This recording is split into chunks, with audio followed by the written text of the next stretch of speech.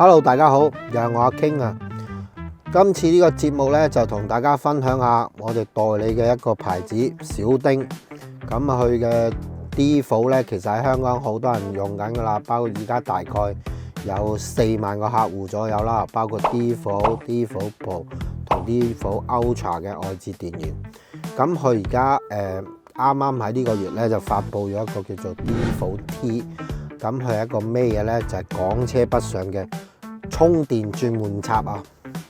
咁好多時我哋香港車揸到翻去珠海，或好似我哋街深圳咁我哋啲電車咧都需要充電啊！咁啊，尤其我哋有時可能我哋唔一定係住喺珠海，唔一定住深圳，變咗一個快充咧，對我哋電車嚟講咧，補給係最緊要嘅啊！唔好話咁瀨氣，突然間死咗喺路邊停咗喺度冇電啊嘛〜咁呢個轉換頭呢，其實喺發布之前呢，廠商同我哋講，同埋我哋聽到好多意見呢，就係話都比較麻煩。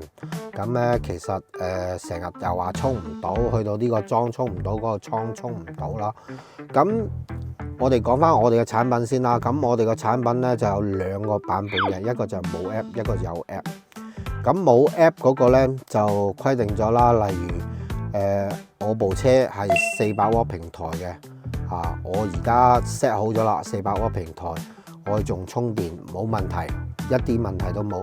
但係如果我部車呢個轉換插係 set 咗400瓦，而我部車，例如我部車之前400瓦嘅係 Atto3 Tesla， 好啦，而家我突然間揸咗部海獅7，或者揸部 7X， 又好似我最近就嚟攞車啦，嗰部 7X 係800伏平台嘅。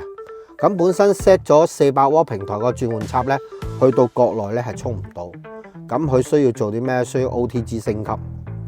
咁呢個係比較麻煩嘅。咁要插電腦，要咩成去轉換？除非你部車係唔會借俾任何人即係個轉換插係唔會借俾一啲其他唔同電壓平台嘅人用。咁你自己 set 死咗，咁基本上係冇問題嘅。轉換插即係去到就充到，同埋而家都比較穩定。個產品出嚟前都測試咗9個月嘅9個月時間。咁而有 app 嗰個呢就方便啦。例如我而家我揸緊部 Atto3，咁我喺 app 嗰度 set 咗400瓦平台。咁如果我有個朋友去揸 7X 嘅，你又可能借去用。有時因為其實呢啲幾千蚊嘅嘢呢，就唔會話一個人買咗一個人用嘅，咁當然有啦，但係唔係話一定就係自己一個用。可能我朋友我 friend 喂借去用7X， 咁佢需要 set 翻做800瓦嘅，有 app 咧就直接喺 app 度一撳個掣就得啦。咁如果你冇 app 嘅，你又要插去電腦，跟住又要做 OTG， 即係好似我當然識啦，咁呢啲好簡單嘅嘢啦，但係唔係一定個個可以。所以變咗咧就比較麻煩複雜。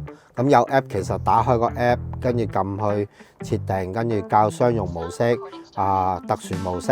咁佢都支持到，即係而家市面上我又未見到一部800到1000瓦嘅但係佢都有但係我未見過有好似 7X 800瓦平台，好似去網上吹噓到就係話15分鐘0到85% 就充到啦。咁我未試過，又未有過。如果到我應該下個禮拜攞車，我揸到時我個中港牌，咁1個月後搞掂嘅，我上嚟試下拍條片俾大家睇下究竟嗰個800瓦平台係咪充得咁快？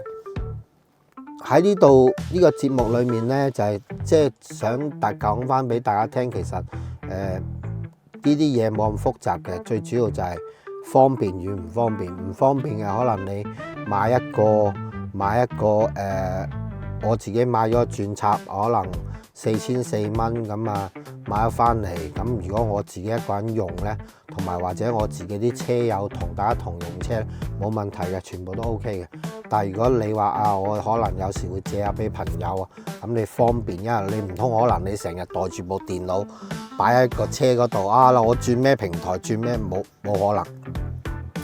咁呢啲都唔係話慫恿大家啊，我一定要花多嗰600-700蚊去買個 app 版嘅，只不過豐儉由人啦。亦都喺度講俾一啲幫我哋賣貨嘅經銷商啊，即係好似我哋叮叮拍嗰邊嘅同事啊，究竟我啲客翻到嚟喺度問咩400W、800W 又有咯，咁呢條片亦都係講俾佢聽嘅，又喺度講俾佢聽，等佢知道啊，其實冇咁多問題嘅。係嘛？只不過你要適配你架車800W，咁嗰個槍得400W，咁佢充唔到，個協議唔同啊嘛，係咪先啊？咁你要去調噶嘛，咁你有 app 咪就喺 app 度調，冇 app 嘅你咪自己做 OTG 升級咯，就係咁簡單嘅嘢。咁喺度另外講多樣啦，咁我哋一向以嚟啦，GoPro Car嘅客戶包括我哋嘅超級叮叮拍呢個品牌，同埋我哋另外代理一個品牌嘅海康威視咧，睇到我呢個視頻嘅都可以有優惠歡迎同我哋聯絡我哋多謝大家支持，好，拜拜。